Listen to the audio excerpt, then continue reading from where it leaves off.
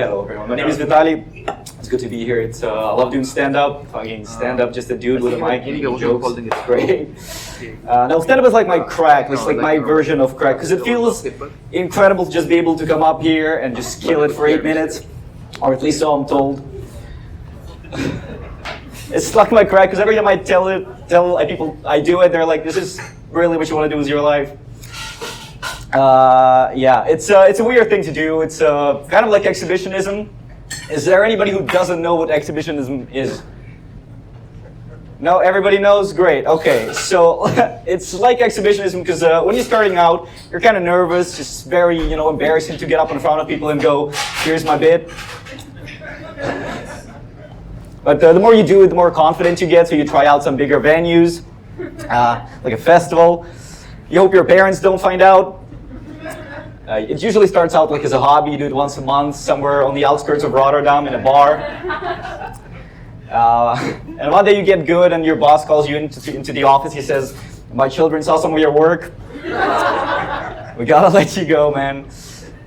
The only difference between stand-up and exhibitionism is that with stand-up, that when people laugh, you're actually getting less self-conscious. Cool. Does anybody else get stressed out when they have too many choices? Give me a woo, or yeah, or raise your hand, or... Cool, at least I'm not the only one. It's a cool phenomenon. I first experienced it when I was 14, and I was on page 252 of Pornhub. I was so upset. I started reconsidering my values, so I was like, maybe I don't love cream pies that much. But it's a cool phenomenon because it actually works in reverse when you're doing it for somebody else. So like if somebody asks you for advice, like a friend, to continue with my porn example, if a friend asks you for advice, you should never fucking talk to them again. But it's cool because if you're doing it for somebody else, instead of getting anxious, you're actually going to be excited to go through the bulk and go find the best version. And dare I say, creme de la creme of cream pies. Cool. Anyway, my girlfriend and I have a girlfriend. I know, crazy. My girlfriend and I were trying to get some new tattoos, and we thought it would be a great idea to choose the designs for each other as a surprise, so we'd only get to see them after we got them. I know, very fucking stupid. But hey, romance. And we both wanted it to be something meaningful. And she chose a very cute design of a seal for me, because before our first kiss, I blurted out something like, "Oh, did you know seals can hold their breath for 30 minutes or some shit?" I know, incredible flirting on my part. And then she picked it out for me, and we went to the tattoo shop to get the tattoos. And she was the first one to see hers. I was the first one to see mine. And I thought it was really cute. It was adorable. And then it was time for her to see hers. And I thought I wanted it to be something meaningful as well. And her mother passed away like 8 months ago. And I thought it would be nice if I got her a tattoo with the 3 last words her mother said to her. It said right under her left boob, it said, "Do not resuscitate." She was livid. I said, "Calm down, we don't want you to have a heart attack." Cool. I was planning a new trip recently, so I was looking into countries and their age of consent. And it's cool because most countries have settled like on a range from 14 to 16 as like an acceptable range. Not Nigeria. Does anybody know the age of consent in Nigeria? That's the wise answer. There's always one guy who's like, 11! It's 11! It's true, it's 11.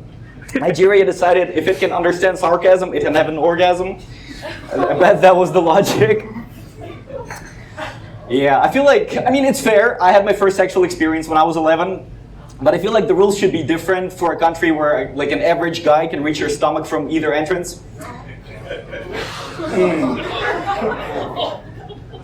Now, I like to think when all the countries got together and they were like discussing the rules they're going to establish, they were like, okay, we need a fall guy here, so Nigeria volunteered and it went 11. And then Vatican City was like, oh shit, you guys were thinking double digits? It's crazy. It's 18 in Vatican City, because, huh? No, still here. Never mind. Hello? I forgot to take my meds. Never mind. It's 18 in Vatican City, which, like, come on, who are you trying to fool here? It's basically like a bar having an 18+ sign on the entrance, but inside they serve Capri Suns. Italy, all around it has its age of consent at 14, because every Italian knows it tastes best just fresh out of the oven. I'm just saying, okay, hey, don't judge me. Virgin Mary was 12 when she had Jesus, and I don't think she was Nigerian. Although the lack of father kind of begs to differ. I like how everybody's in pain when I talk. It's great. So it's not just my girlfriend. Okay, cool. I recently found out about a man named Pata Seca. Does anybody know who it is? Nobody? Okay, I'm about to educate you. It's great. It's not. It's horrible, but you're gonna love this. It's a guy. Pata Seca is a 220 centimeters, 150 kilograms slave man. Very charismatic, very intelligent. Was a slave man. Very charismatic, absolute hunk of a man. And his genetic was supposed to be, it was so precious that they didn't make him work the fields, so they made him into a breeding slave, which is just as fucked up as you think. They made him fuck a lot of women, which I know, terrible. But he lived to 130 years old, and he fathered 250 children. That's one kid every 3 months. That guy was giving Genghis Khan a run for his money. And the most fascinating part about that they did a study on his life and his genetics, and it turned out that 40% of his offspring ended up in the NBA. All right, okay, I need to work on that one. I thought Cool. Like I said, I have a girlfriend. We're both very pale, with blonde hair and blue eyes, which means we're more concerned about skin cancer than Nazis. Yeah, I am very pale. I have a lot of birthmarks. I went to an oncologist recently, and he said because I have so many of them, I'm actually at a higher risk of getting mistaken for a leopard. My mom, she had melanoma, so I'm also predisposed to skin cancer. And she recently had surgery, and luckily went really, really well.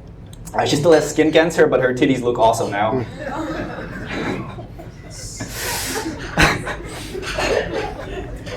Just multiple people going, fucking hell, Jesus guy. It's okay, I don't get paid for this yet. Sometimes I do. Imagine the disappointment. They're like, I spent 50 euros on this guy for 10 minutes. Jesus, I could have gotten a whore. Right, I'm sort of new to stand-up though. For now, I still haven't been banned from stand-up. It's great. And when I started, I didn't really have like a goal. And I've been thinking a lot about it, and I've decided that I want to be like the Michael Jackson of stand-up. Let me explain. I want to be so good at making people laugh that if I'm ever caught sleeping with a child, I want them to say, I bet that kid had a fun fucking time. And I hope you guys had a fun time with me. That was my time. Thank you very much, guys. Have a good night.